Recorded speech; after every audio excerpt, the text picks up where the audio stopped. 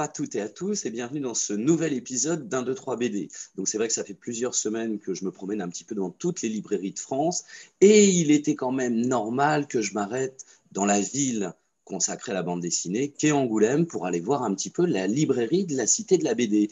Bonjour Mathieu. Bonjour. Alors comment s'est passé ces derniers jours avec la réouverture des librairies et le retour du public? Eh ben, plutôt bien. Déjà, on est content de pouvoir rouvrir. Ça fait du bien de revoir nos clients autrement qu'en click and collect. Puis ça s'est bien passé. Les clients sont au rendez-vous. Tout le monde est, je pense, nous, on est content de venir travailler. Eux, ils sont contents de venir nous voir. Donc, c'est parfait. Voilà. Donc, maintenant, on se prépare pour Noël, voilà, qui arrive maintenant à très grands pas. Alors la librairie de la Cité est au pied de la Cité de la BD?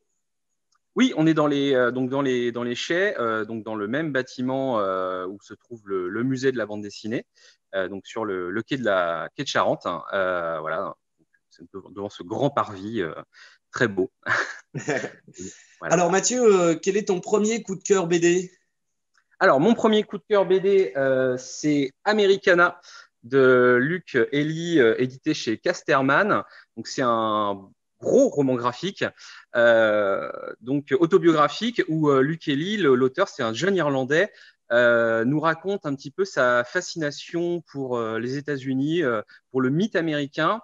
Et il s'est lancé juste avant l'élection de la première l'élection de Donald Trump dans le Pacific Crest Trail, donc qui est une espèce de trail mythique aux États-Unis, enfin et ailleurs dans le monde, qui court en fait le long de la côte pacifique du Mexique jusqu'au Canada. C'est plusieurs milliers de kilomètres. C'est quelque chose d'affreusement difficile.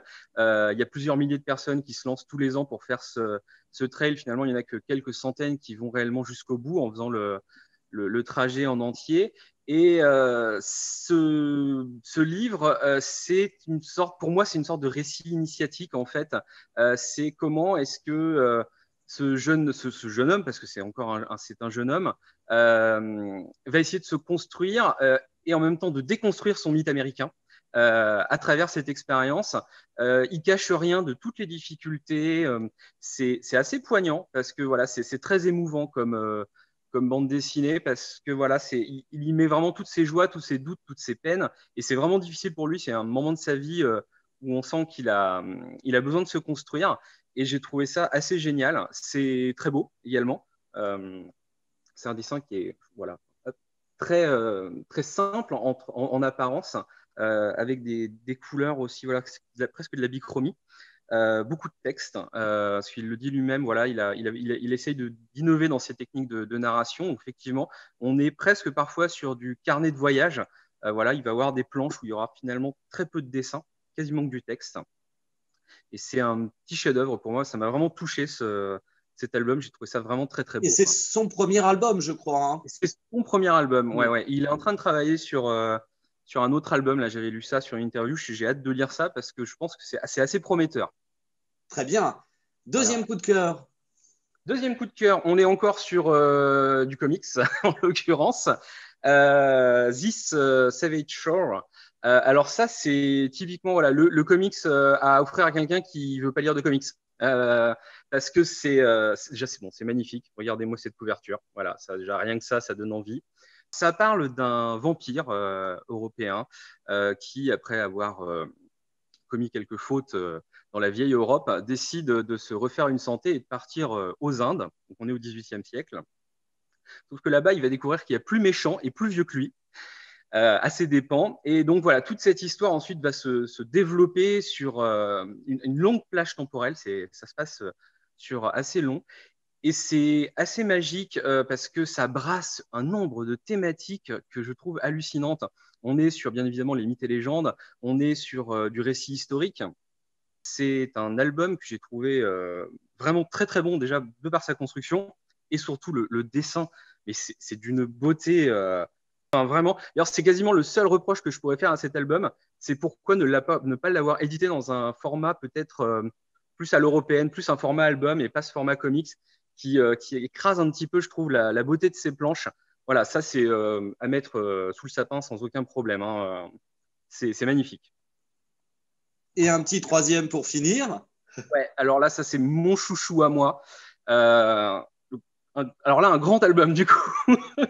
Van Gogh, pardon, par Daniel Zezelj. Alors, je ne sais pas si je le prononce bien, je m'en excuse si ce n'est pas le cas. Donc, Daniel Zezelj, c'est un artiste croate qui est bien connu, qui a été édité beaucoup chez Mosquito, qui a travaillé aussi chez Vertigo, qui avait notamment fait Starve, que je conseille aussi, qui est un excellent album. Et là, il s'attaque en fait à la figure de Vincent Van Gogh.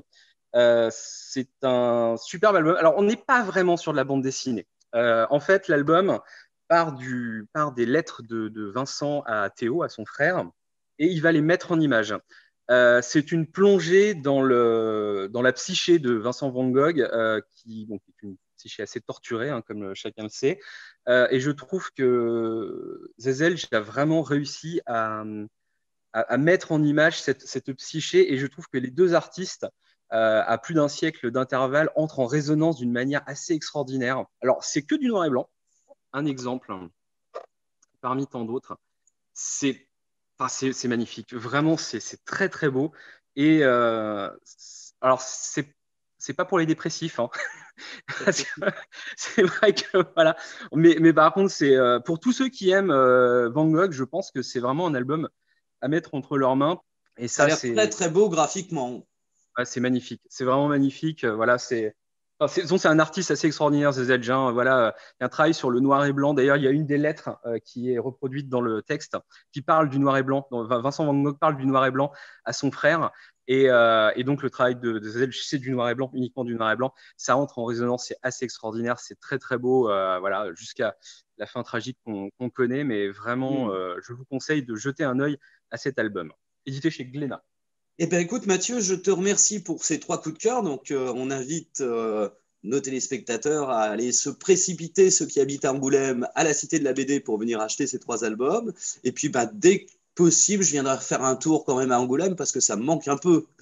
Avec plaisir. Avec plaisir. Merci beaucoup et à bientôt, Mathieu. Merci, à bientôt. Salut! Au revoir.